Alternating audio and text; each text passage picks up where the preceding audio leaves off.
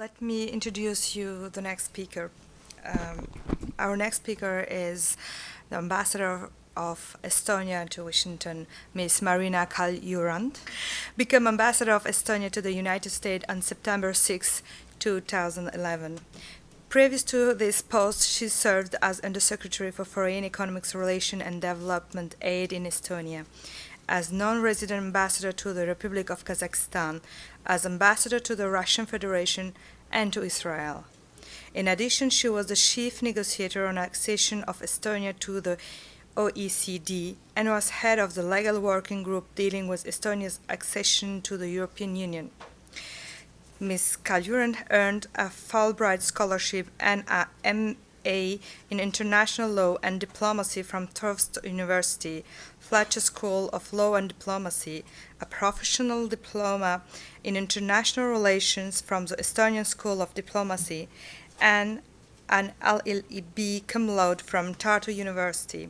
She has also lectured at the Estonian School of Diplomacy and Public International Law, International Relations and Foreign Policy and Diplomacy, and taught law at the Tallinn Economic Technical School.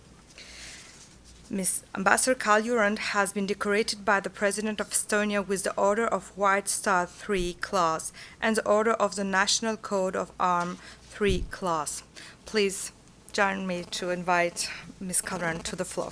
You French pronounce our names much better than Americans do. Thank you for that. Well, first of all, I would like to thank the organizers for giving me the opportunity to speak here today at the annual conference on cultural diplomacy. And although I feel much more comfortable when speaking about EU enlargement and NATO summit in Chicago, I still couldn't resist the invitation and talk about cultural diplomacy, especially taking into account that culture and cultural diplomacy are taking more and more of my time as an ambassador, next to cyber, I should say, representing Estonia. When I joined Estonia's Foreign Service 22 years ago, I started in the Department of Public Diplomacy and Press. We didn't talk about culture then. It doesn't mean that there wasn't culture. Culture was there. We were supporting cultural events. Our first embassies were established in 1991 on the basis of cultural institutes and with the help of the personnel who was working for cultural institutes. But there wasn't a concept or unified approach or even common understanding how cultural diplomacy could be used to full extent. A lot has changed since then. In my presentation, I would like to start with some general remarks, and after that, I would like to become very practical and just bring some examples from the practice of my country and from my personal practice, how we have used and how we're using culture and cultural diplomacy in our work. During the last century, we all have seen how diplomacy has changed and how diplomacy is changing. The character of diplomacy. Before we were used to the traditional behind the scenes, grey characters. Nowadays, everybody is on social media. Even Pope is tweeting. Our president is blogging. Everybody who is not on Facebook is not existing. The essence of diplomacy has changed.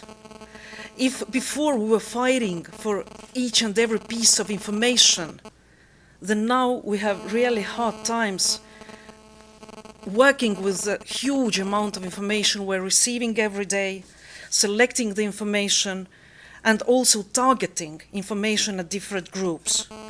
Speed of diplomacy. Remember the medieval diplomatic missions that moved for weeks and months from one place to another, and now we have shuttle diplomacy. Reporting. I was writing handwritten reports, and when I started my career, I was cutting the newspaper articles and faxing them to my capital. Today we're doing everything in internet or in other secure channels. The size of diplomacy has changed.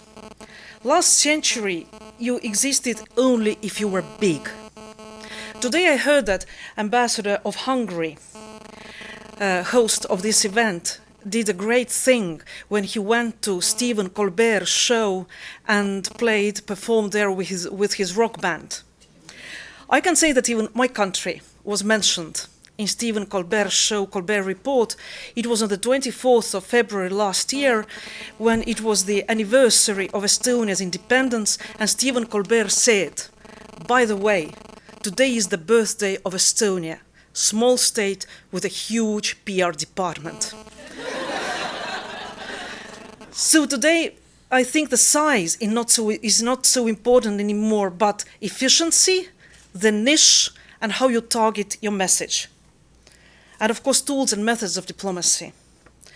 Diplomacy is using tools that it didn't use before, cultural diplomacy being one among them. Although it's a very old phenomena, we still started using it relatively recently in such a targeted way as we're doing today. And culture in its wide varieties is an excellent tool for fostering mutual understanding. I very much agree with the goals and philosophy of ICD. I think that today we all agree that the goal of cultural diplomacy is promoting peace and stability through intercultural relations. It sounds like a slogan, but it has a very, very deep essence and very deep reasons why to say that. Cultural diplomacy utilizes the many instruments of cultural and artistic life in a way which may make hearts and souls meet across borders. And I would like to cite one diplomat. His name is Karl-Erik Norman, who is very well known in cultural community. He was a Swedish diplomat for 30 years, and he was the founder and the Secretary General of the European Cultural Parliament, the only pan-European forum for cultural personalities of all sectors of arts. Karl-Erik Norman said, "The starting point for cultural diplomacy should be the other, meaning stranger, can be very intelligent. You may hate what he/she says, but it doesn't mean that he or she is stupid. This goes for communists, for Tea Party members, for Islamists, for liberals, or whatever group of human beings. We don't have to agree.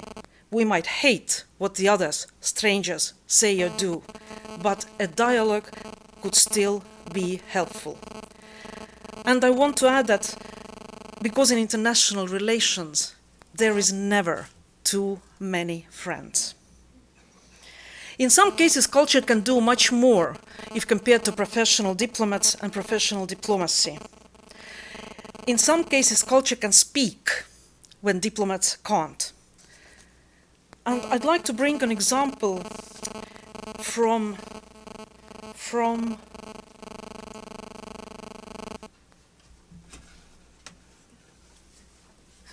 yes?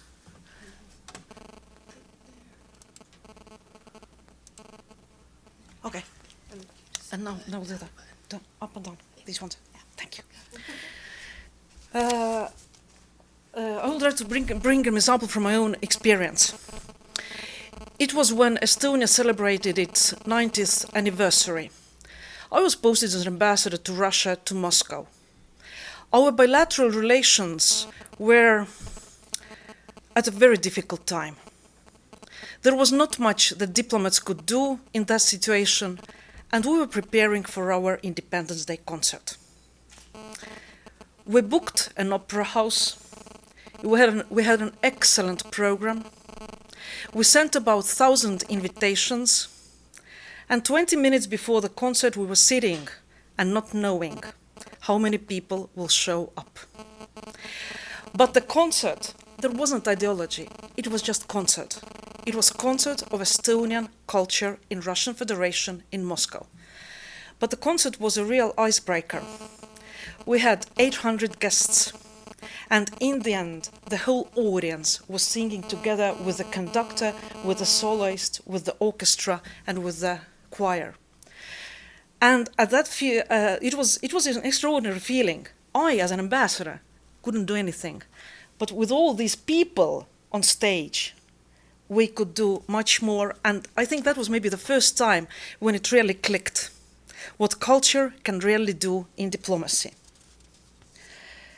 Estonian Ministry of Foreign Affairs has defined the aims of cultural diplomacy as creating positive image of Estonia, promoting Estonia as a tourist destination, and promoting trade. From these three tasks, perhaps I would like to say some words about creating positive image of Estonia. We all know that creating a positive image is a never-ending task. You have to be creative, you have to be genuine, you have to be interesting, and you have to be short. Because there is so much information that otherwise people will not listen to you if they're not sitting in a conference, and they have to do that. So the first impression is very important, and culture offers endless opportunities. And here I would like to ask, well, I hope that you have heard about Estonia before you came here. So what is the first idea, impression, word, emotion that comes to you when you say Estonia? Estonia is a small blue state in Northern Europe on the border of Sweden, Finland, Russia. The Baltics, bad climate, boring people, I don't know what comes to your mind. But for us, it's much more important that Skype is the first thing, or is at least among the first things that associate Estonia to you, because Skype was invented in Estonia.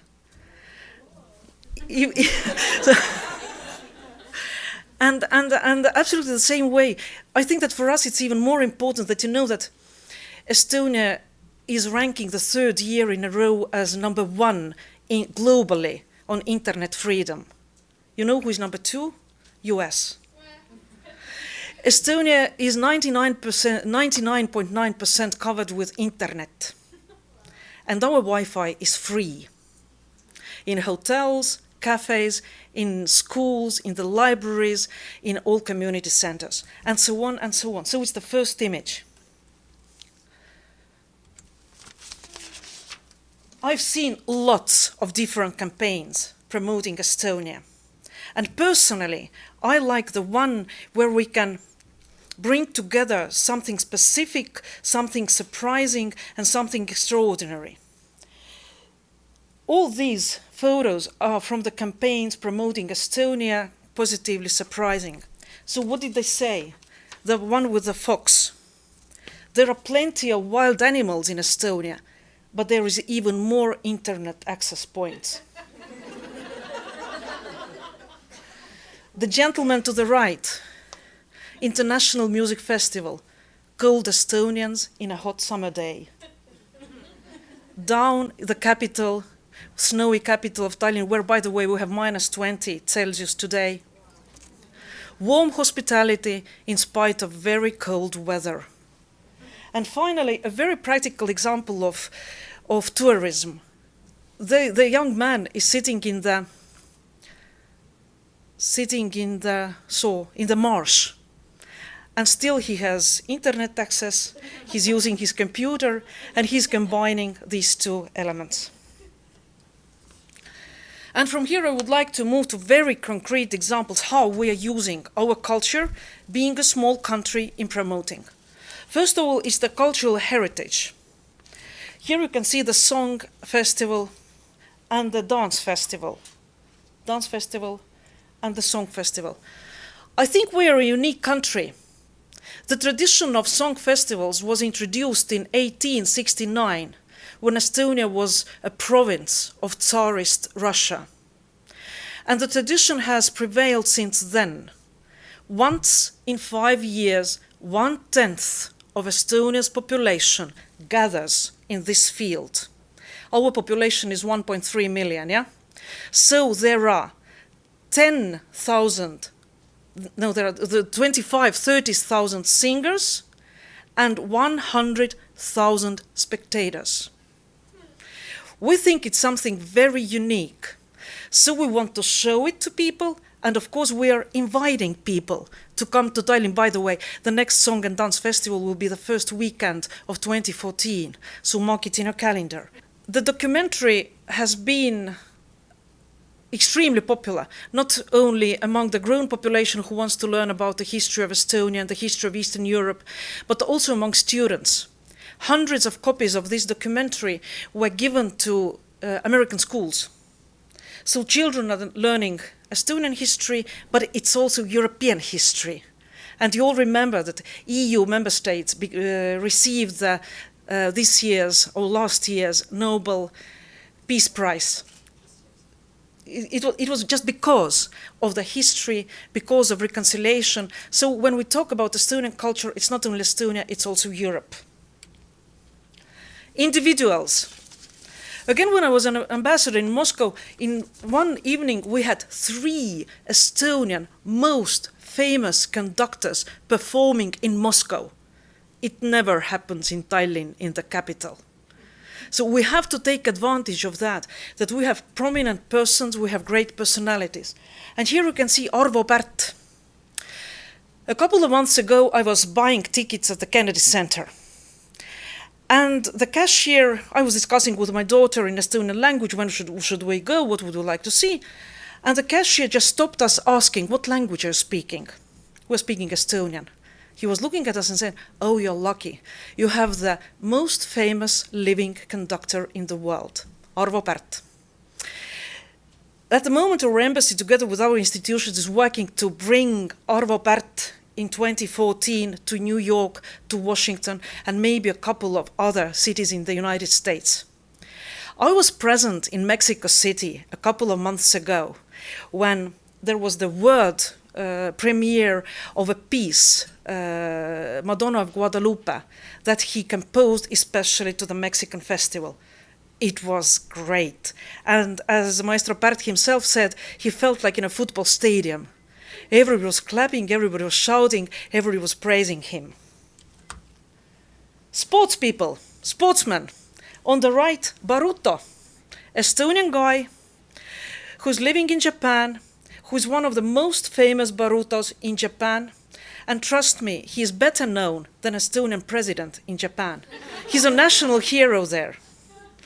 To the left, our soccer player, Joel Lindpere, who played for New York Red Bulls, and was starting from this week is playing for Chicago Fire. He was so famous that he even had his cheer on the stadium with his name written on that. And people were asking for his autograph, not for Thierry's. Although Thierry is very important, but our Lindpere was playing much better. VIPs. We all know that the majority of clicks come when you put on the photos of children and dogs, yeah? But trust me, VIPs are also very good. If not in their ordinary environment, if not in their office. The gentleman second from the right is our Prime Minister. And he's participating in the ever first ski marathon in Turkey. It was the ever first ski marathon in Turkey that we introduced. And because of lack of snow, they had to make small circles, and they couldn't cover 42 kilometers. It was much shorter, but it was the question of principle. It was the first ski marathon in Turkey attended by Estonian Prime Minister and organized by Estonian Embassy in Turkey.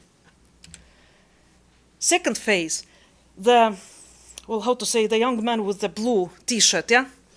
Our Foreign Minister, Urmas Paet, last year at a Nordic Walk event on a bridge between Europe and Asia. In Turkey, it's the bridge over the Bosporus Bridge. Again, the ever first Nordic Walk event that took place in Turkey and organized by Estonian Embassy in Turkey. Conflicts. I read about That's very new. I read about it today in the morning. As a matter of fact, Maria paid my attention to that from the Wall Street Journal. I have to tell you a little story about it. To the left, that's Estonian president, Toomas Hendrik Ilves. To the right, the famous economist Paul Krugman. And last year there was a public spat between them. The question was about Krugman's remarks about Estonia being a poster child for austerity defenders, although the country hadn't fully recovered from economic crisis.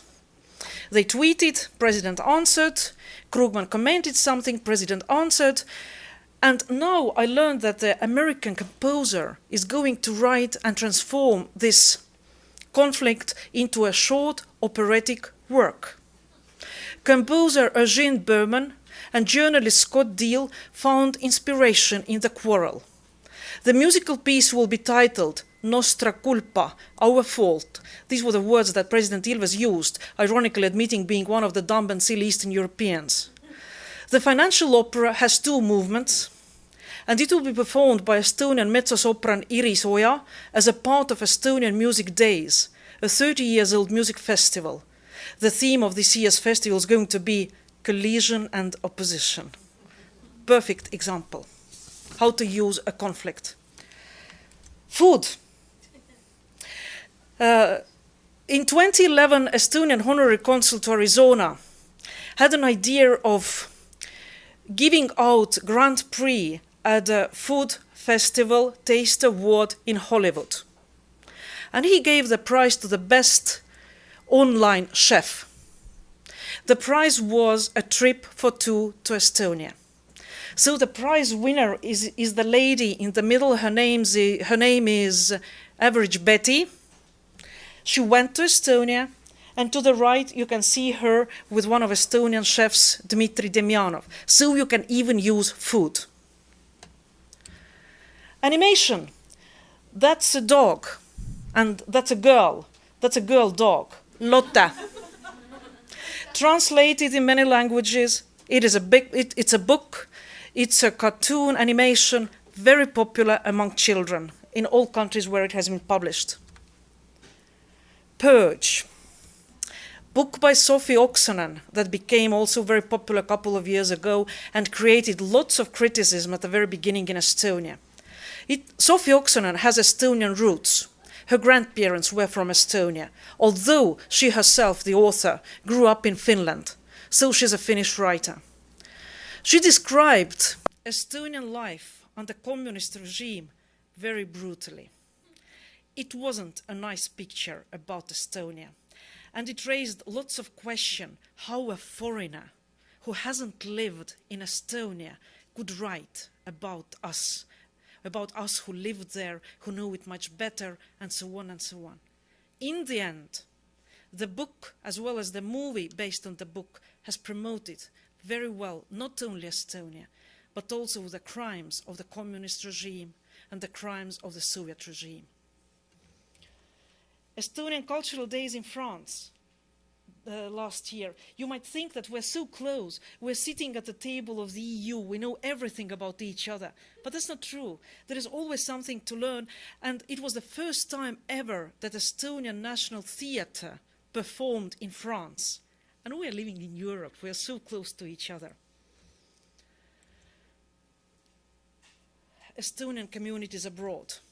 We call them our cultural ambassadors.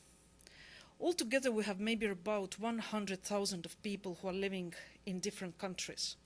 Majority of them had to leave before, during, and after the Second World War, when they just found refuge abroad. About 50,000 are living in Northern America. And I don't know if you heard, but Hemingway once said that in every port he visited, there was one Estonian. So what's our aim? What we're trying to do? We're trying to identify these Estonians so that in every community, or in every friendship group, or in every class, in every workplace, there is one Estonian. And that person is the best cultural diplomat we can ever have, an ambassador. To conclude, the potential of cultural diplomacy is great. I tried to bring some examples. Definitely there are much more of them, and I can talk for hours about that. And at least we in Estonia are convinced that in official diplomacy, the role of cultural diplomacy will continue growing. I would like to wish us all smartness and creativity in using cultural diplomacy. And finally, I know I'm running into the question and answers time, but I'm ready not to take questions. But there's one more thing I want to talk about and show. I just want to illustrate that that out there, we can't control everything. Sometimes we see, read, or hear things about our countries that we don't like. And I don't know whether it's right to say or not that bad publicity is better than no publicity at all. I'm pretty hesitant about that, being a diplomat and representing my country. But sometimes there is something good, nice, and free. I would like to show you a clip. You can find it on YouTube. It's popular. It has, by yesterday's evening, it received 57,000 clicks. It is 50 times more than our embassy has followers. Our embassy's Facebook has followers in DC. I hope that the number will increase rapidly after my presentation. And just to compare, Estonian Ministry of Foreign Affairs has 4,000 followers, and Estonian police 7,000. Estonian police being the most popular public authority among the people who follow it on Facebook. But now I'd like to show a clip. It's called Kati and Me. It wasn't ordered by government. It wasn't paid by government. It was made by strangers, the same strangers whom we see every day around us. I'm Mike. I'm Kim. Last year, we decided to rent a room in our apartment. We snapped some nice photos, built a website, put an ad up on Craigslist, and waited for the emails to roll in. And roll in they did. One that stood out was from a girl named Kati from Estonia. This is Kati. Hi, Kati. Hi, Kati. Estonia, we thought. Where the heck is that? We took a trip to our local flight center to find out. Ah, Estonia. A small country on the Baltic Sea. Etsy. Or ST. Who would have known that 1 year later, this stranger from a country we'd never heard of would end up being one of our best friends? This is our story about adventure, friendship, and discovering Estonian spirit.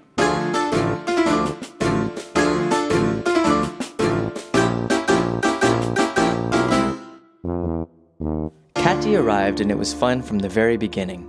We were like peas in a pod, or raisins in a loaf of kringle. We showed her what our life was like here in Canada. Halloween, Christmas, hockey, Canadian winters, good old-fashioned fun.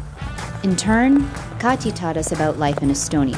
One thing we realized early on, Kati was really proud to be Estonian. Over morning coffee, we'd learn all about Granny, the farmhouse, long summer days in June, and Estonian history. Let's just say our Estonian training was rigorous.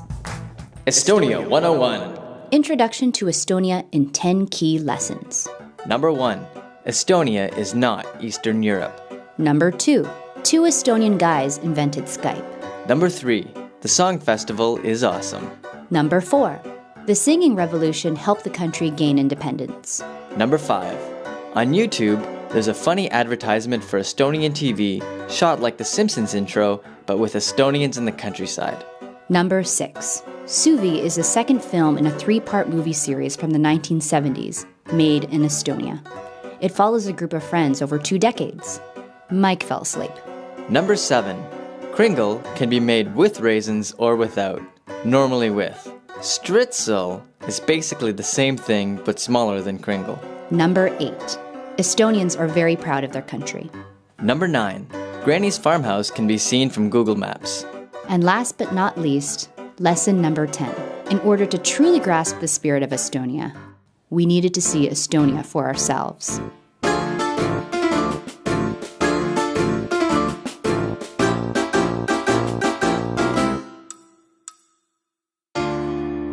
Estonia 102. Words to get by. Tere, hello. Aita, thank you. Turvisex, cheers. Mai ole lo turist. I am not a dumb tourist. We only had 5 days in Estonia, and we wanted to see as much as possible, so there was no time to waste. And Kati had a long itinerary planned for us.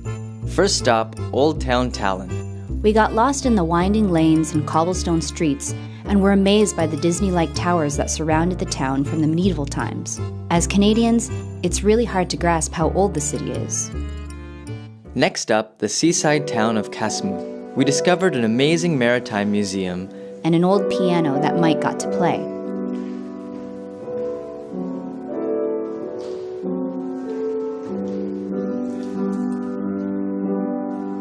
We even had a moment to upload pictures to Facebook and call family on Skype back home, in the middle of the forest. Yep, Wi-Fi in the forest. Kati brought us everywhere. We drove for miles and miles deep into the Estonian countryside, stopping at manors, castles, and taverns along the way. No stone was left unturned. Well, maybe one. Or two. Or two. We downed 1-liter mugs of beer and sang Estonian songs in an old gunpowder cellar in Tartu. Oh wait, that's Madonna. She's not Estonian. We even saw some traditional Estonian dress. I mean, traditional Estonian dress. It didn't seem to matter where we went. We were always surrounded by this feeling of togetherness and resilience, unspoken bonds, a pride in culture, and an admiration for the land itself. But maybe the best example of Estonian spirit was staying with Kati and her family at the farmhouse, seeing 3 generations of Estonian women balancing work, school, life, and still finding time to plant potatoes, milk cows, pick apples, and feed the chickens on the family farm. It's this feeling that seems to hold everything together.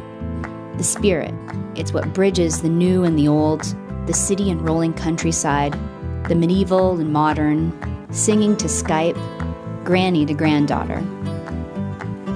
Our 5 days seemed to go by so fast, and at the same time we managed to see so much of the country, met some amazing people, and had tons of fun. More importantly, though, I think we were able to get to know our friend Kati on a deeper level and truly understand where our pride and spirit come from. Or maybe all of this is wrong. Maybe Kati is just... well, I actually have no idea.